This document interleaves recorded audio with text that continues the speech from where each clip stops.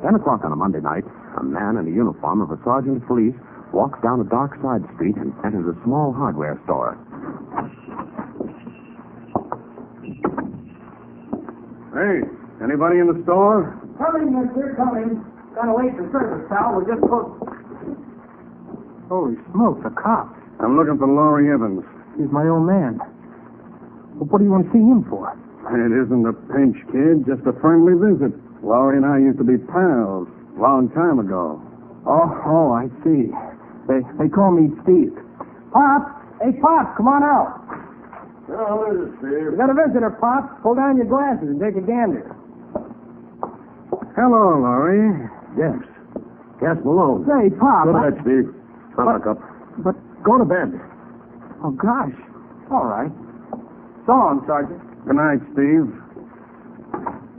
Well, Gas, you finally located me, huh? Yeah. What's the cop's uniform for? This is a cover-up for a job us two are going to pull tonight. Oh, can't you leave me alone?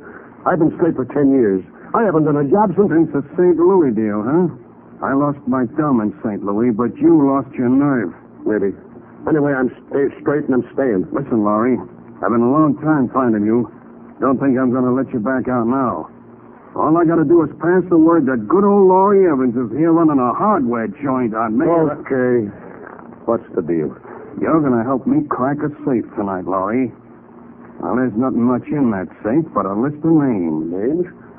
20,000 names. And you're going to help me grab every one of them. Is that you, Waldo? I ain't Waldo, honey, but maybe I'll do. Oh, I'm sorry Mr. Carter won't be able to see you this morning. He'll see me good looking. I'm from the government. One side, huh? See here, you can't force your way into Mr. Carter's office. What's going on? Oh, who's this? Nick, this... Mr. Carter, I'm from the government. I've got important business for you in this dispatch case. You have, huh? What's your name? Steve Evans. Mr. Evans, you're lying. Huh? Dispatch case is new. The letter's unscratched, but the price tag is still on it. Your clothes are new. Your Army discharge button is new. You're obviously a recently discharged soldier. What are you up to? Gosh. You sure tagged me. That's my business. Mr. Carter, I've got something for you in this case. Here. Hey, what's this? Nick. It's $800 cash, all I saved in the Army. Well, what's it for? I decided I'm going to learn how to be a detective. And you're going to teach me, Mr. Carter. For the love of... This is my entrance fee. And if it costs more, I'll get more. Hey, look here, Evans. This is impossible. I'm flattered and honored. You've got a really... duty to us veterans, Mr. Carter. Of course, but... Well, I really can't discuss it with you now, Mr. Evans. I'm late in the case already. I've got to be running along. Great. My first lesson. I'll go along. Oh, all right. Come along. We'll discuss this on the way. Swell. Patsy, I'll be down at Irving Place with Matty. Safe burglary and murder. All right, Casey. Hi, Matty. I'm here. Well, it's about time. I've been waiting a half hour for you. Who's this? This is Steve Evans. He wants me to teach him the detective business. Huh? I haven't had time to talk him out of it yet. Steve, this is Sergeant Matheson of the Homicide Squad. Hiya, Sergeant. Okay, Nick, stack the kid in the corner and get a load of this case. It's a Lulu. Go ahead. This is the business office of United Veterans Incorporated. It's a veterans organization that publishes a magazine for its boys. And last night, someone was admitted to this office and broke into the safe. How do you know he was admitted? Neither the lock nor the door were touched. Oh. You see the safe there and the body. Yeah, watchman. Slugged over the head and killed. Maybe he let the cook in and was double-crossed. Huh? Maybe. Now, what's peculiar about the case? One little hitch. There was $5,000 in a drawer in that safe, and it wasn't touched. So? You know the only thing he lifted? The magazine subscription list. He stole 20,000 names and addresses. That's all. The guy must have been nuts. Who asked you? Sorry. Let's have a look at the safe. Very neat punch job, huh, Matty? Yeah. Dial knocked off of a sledgehammer, spindle punched back, and the small socket's broken. The way of cracking a safe I haven't seen in a long time. Look at the edges of the broken sockets. Huh? Pieces of rust. Not from the safe itself, but from the burglar tools. Yeah, it must have been an old set of tools. Huh? How can you tell? Look at the way the sockets are broken. Huh? 2 blows of a chisel to each bolt. Took a strong man to do that. Yeah, I noticed that. Found anything from the body? No, nothing. Next signs of the struggle, 2 blows on the head, that's all. Uh-huh. Watson was either tricked and then killed, or was an accessory and was double-crossed. Mm. The killer stole nothing but a list of names from the safe, and that's what he was after. And that makes this a very serious case. Yeah? Why, Mr. Carter? Because, Steve, back in 1932, when Washington announced that a bonus was to be paid war veterans, some crooks broke into the office of a veterans publication and stole a subscription list. Right after that, all veterans who were on that list were besieged with commons for every known form of confidence game. Holy smoke. Thousands of vets were cheated out of their bonus dollars. And this is the same setup. These stolen names will form a sucker list that'll milk a fortune from veterans who have mustering out pay. The list has got to be located before it starts circulating through the underworld. Well, how, for Pete's sake? With a man who cracked this safe. I'll identify him through my files.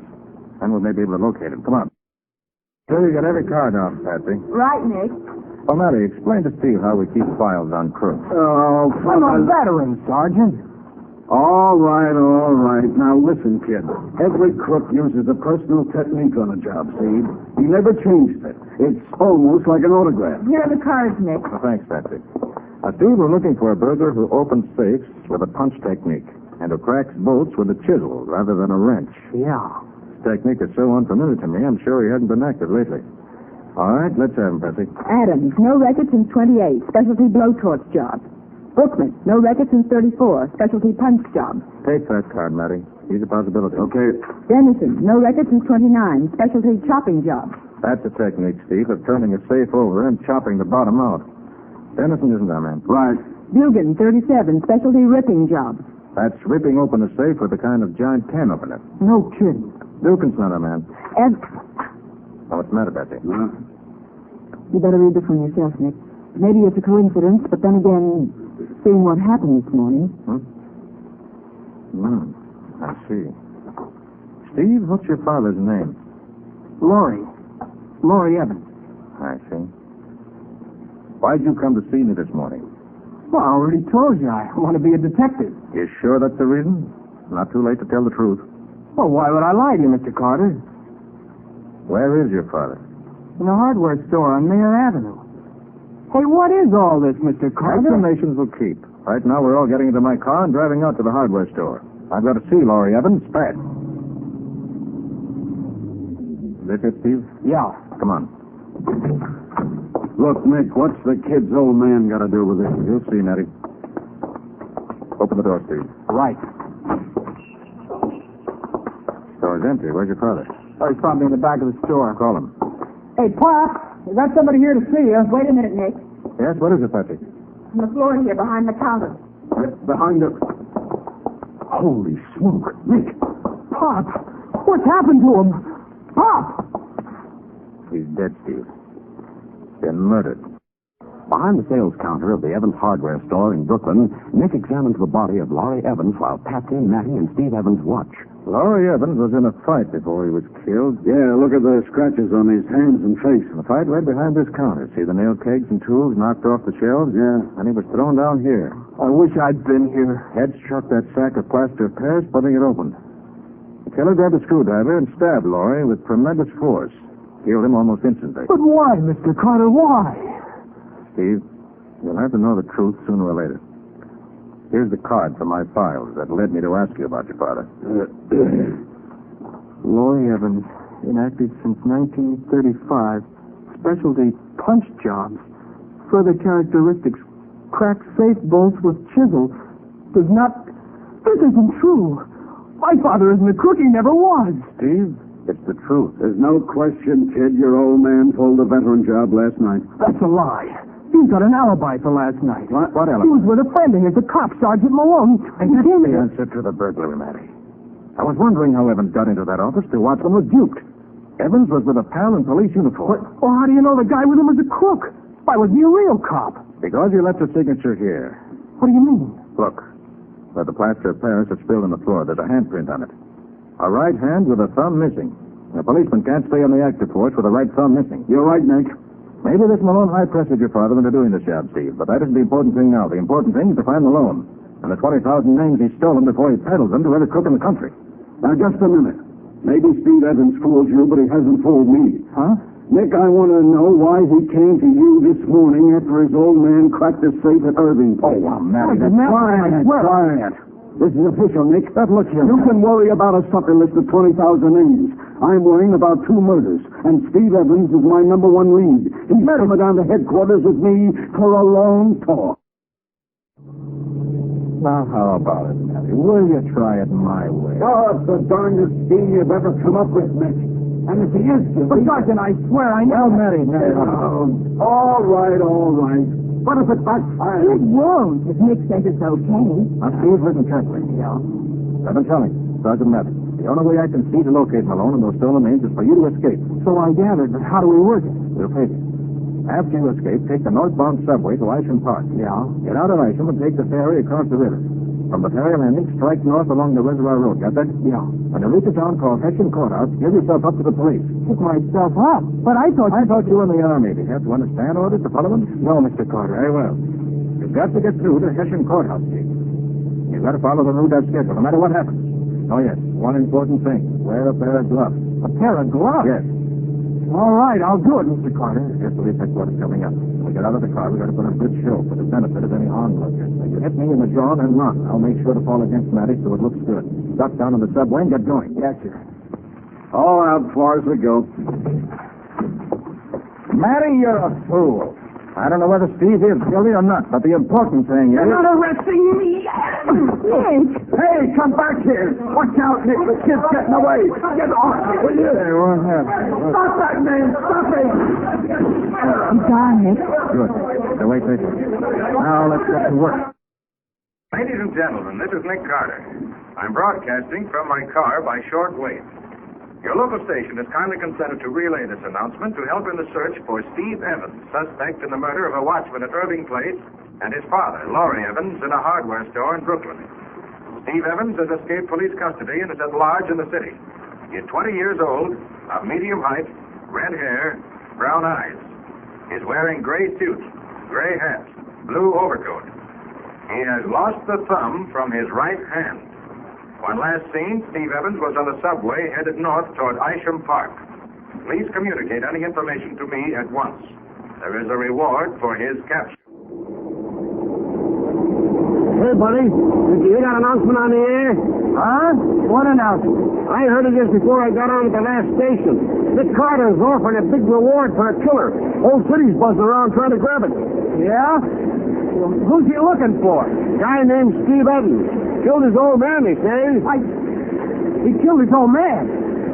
Carter said that. Yeah, and a night watchman. Oh, he's a guy about medium height, say like you, and he's got red hair like you too. Hey, let me see your right hand. What for? Never mind what for. Take off your glove and let me see your right hand. Sorry, Mac. This is my station. So long. Hey, stop him! Stop him! That guy's the killer! He's the one Carter's offering the reward for! Somebody stop him! He's getting away! I gotta hide someplace. Get up out of the station and I can park. It'll be dark soon. I can just hold out a little longer. Huh? Steve, over here, quick. Who's that? Patsy Bowen, Nick Carter's secretary. Get over here on the bench with me. Hurry up. But how did you... I was on the train with you. I got out ahead, but I heard the trouble. Steve, this is an emergency. Make like you're my boyfriend. Put your arms around me and keep your head down. Quick, here they come. All right. You see a guy go past here, a redheaded... For Pete's sake, can't people get a little privacy in a park? Yeah, a guy ran past you towards Broadway. Go chase him. All right, Steve, we can break it up now. Who's sworn to get on the ferry and keep going, following its orders. But he's double-crossing me, telling people I killed my father and offering reward. He's never double-crossed anyone in his life. Just follow instructions, Steve. Keep going. Ladies and gentlemen, this is Nick Carter again. Steve Evans was last seen headed for the Isham Ferry and is probably attempting to cross the river and escape into open country. All officials and citizens in that vicinity are warned to keep a sharp lookout for a red-haired man with a thumb missing from his right hand. Hey, river's mighty pretty around dusk, hey, buddy? Yeah. Funny, ain't it? This here river looks so calm and peaceful, but there's a lot happening on it right now. There's armed guards on both sides.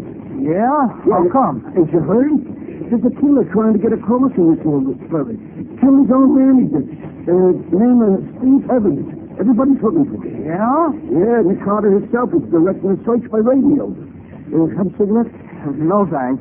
This is Steve Evans. He's a veteran. He's got red hair, and he... Hey, buddy. Yeah? Why are you wearing gloves? Well, because I'm cold, that's why. Well, I'd better be moving forward. The ferry's due to dock now. Just a minute, wise guy. You ain't slipping away so easy. On it again. I gotta find it. Hey, Evans, Steve Evans. Huh? This way, lad. What? I'm worried over the Nick Carter's decision. Hey, get into my truck here. Hurry up. Get under the canvas in the back. I'll guide you off the ferry. But Mr. McLean, I at the head of the tray. I'll cover for you. Keep this straight overboard. Line overboard! Line overboard! Jumped overboard! Ladies and gentlemen, this is Nick Carter again. After eluding capture by swimming ashore from the Asham Ferry, Steve Evans has made for the Reservoir Road and headed north. I want to warn all motorists against picking up hitchhikers. Please report any information to me immediately.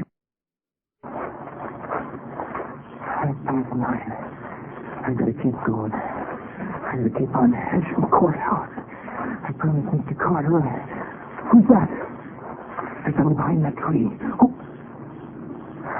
it's nerves again. Uh-oh. Car headlights come up the road. I better stuck into the ditch again.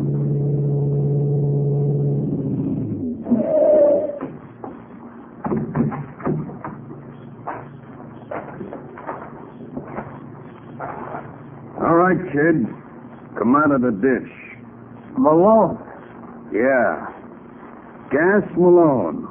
How did you... I've been up and down this road a dozen times looking for you, kid. I've been listening to them Nick Carter reports like I was a cop myself. Listen, Malone. Come on. Get into the car. And no argument. This rod ain't a water pistol. Look, Malone. Get into the car, kid. I'm going to drive you to my office. It's a quiet place where we can have a nice little talk. 30 minutes after Gas Malone picked up Steve Evans on the Reservoir Road, his car draws up before a small building in downtown New York. We're here, kid. Get out. Okay. And don't get funny, Steve. I'd just as soon drop you now as later. I'm not trying anything. Not as long as you've got that gun. Open the door. Go straight upstairs. You killed my father, Malone. Yeah, kid.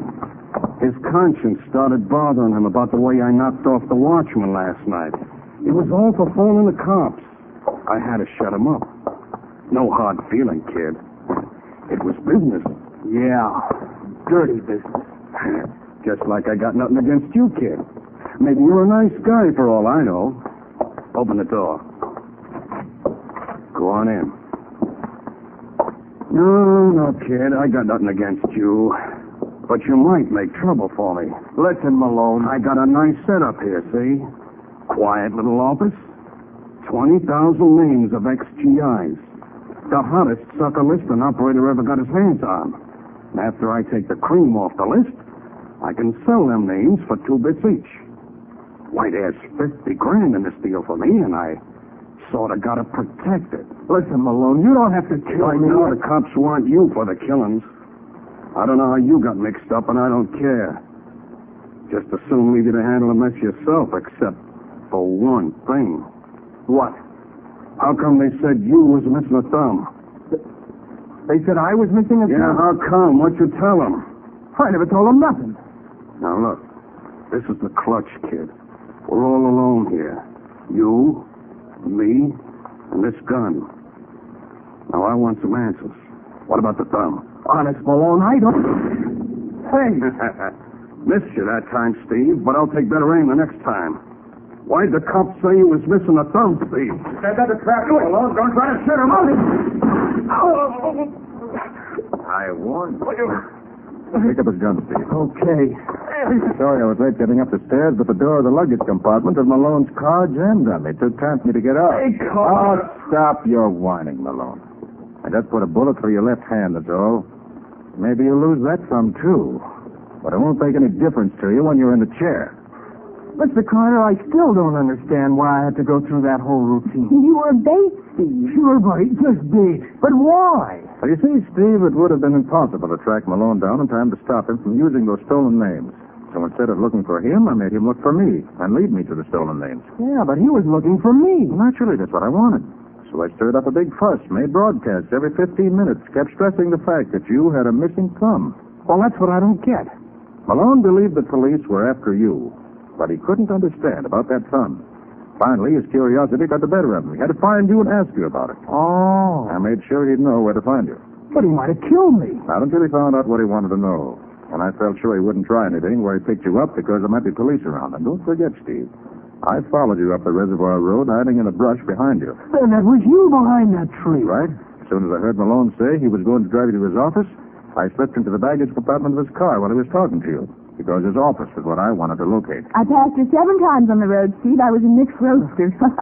My, how fast you dove into the ditch. Didn't you spot me, Steve boy? Old Waldo passed you twice in that truck. Once you hid behind the billboard, and once you got behind the detour sign. Holy smoke. Hey, Mr. Carter, is this what detectives have to do all the time? Most of the time. Which brings up the original question of your taking lessons from me. Now, look. You don't have to say anything, Mr. Carter. None of this business of being a detective for me. You know what I'm going to do? Get myself a nice, easy job. I'm going to re-enlist in the Army.